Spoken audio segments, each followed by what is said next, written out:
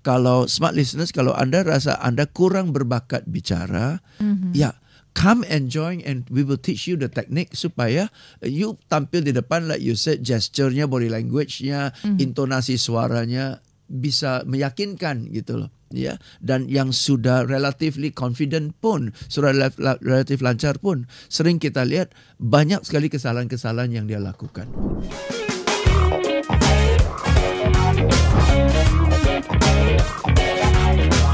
Tapi bagaimana nih Pak James untuk kita mungkin menggunakan public speaking ini sebagai apa ya, satu senjata lah dalam berkarir atau melakukan job desk kita dalam tanggung jawab.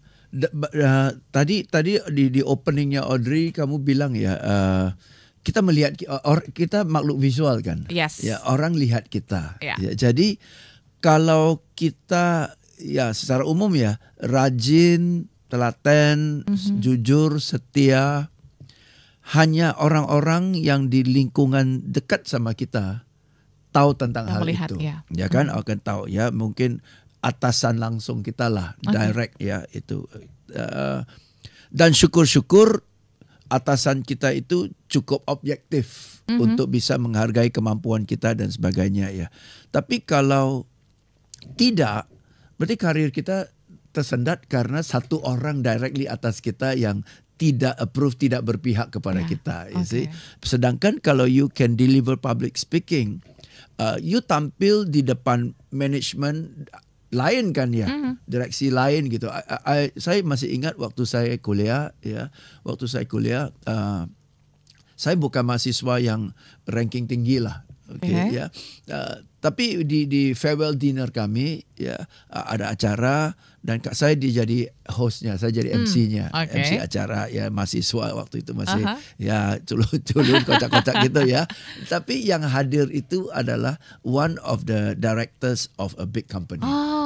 Okay, one directors ya, dia guest of honor.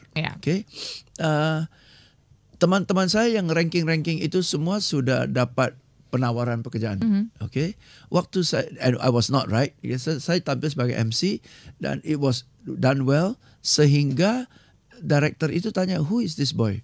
Ya, dia kata, oh he's one of our students gitu ya.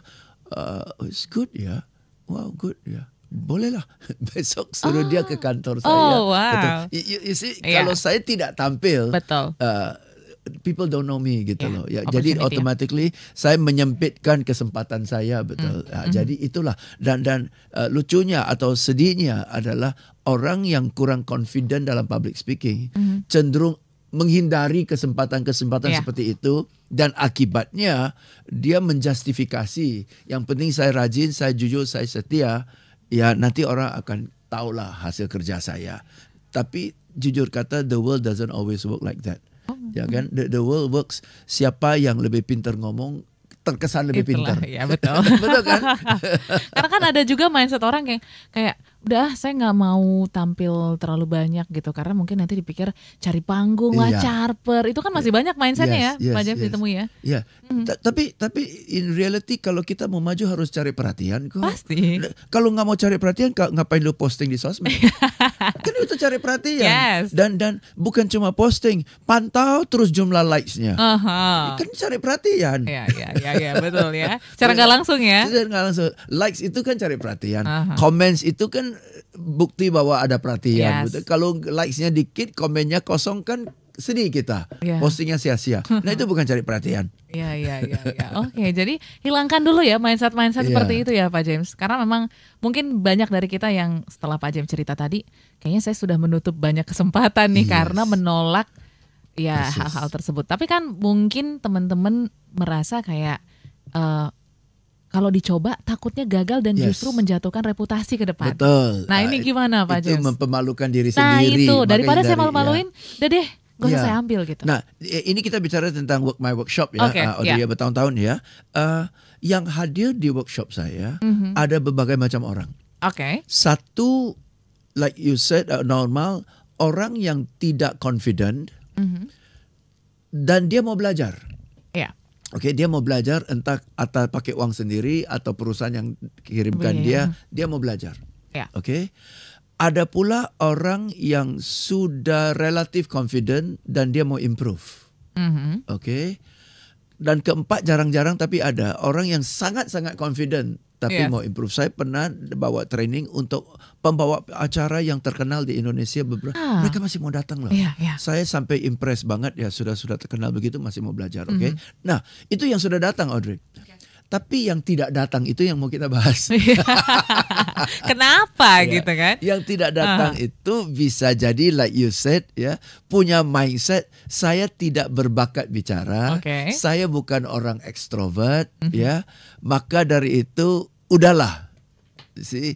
Justru workshop Speak with Confidence itu adalah orang yang tidak berbakat bicara perlu di training. Supaya like you said nanti kita bahas kasih tekniknya betul. Sehingga dengan kurang berbakat bicara, dengan ada tekniknya, you bicaranya lebih bagus. Tapi kalau sudah tidak berbakat bicara, tidak ada teknik, ya pasti tambah berantakan, betul? Pasti. Nah, so kalau smart listeners, kalau Anda rasa Anda kurang berbakat bicara, ya come and join and we will teach you the technique supaya you tampil di depan like you said, gesture-nya, body language-nya, intonasi suaranya bisa meyakinkan gitu loh. Ya, dan yang sudah relatively confident pun, sudah relatif lancar pun, sering kita lihat banyak sekali kesalahan-kesalahan yang dia lakukan tanpa dia sadar. Misalnya kontak mata ke satu sudut ruangan aja, ya kontak matanya tidak merata, ya kan ya, atau poin demi poin dibahas tanpa kasih analogi, tanpa kasih contoh, atau satu poin kelamaan, whatever lah, banyak sekali. Atau dia ngomong 5 menit pertama semangat banget, setelah itu udah mulai redup, gitu lah tuh. Semangat soda ya. Itu kan. Jadi banyak sekali yang bisa di-improve, seriously.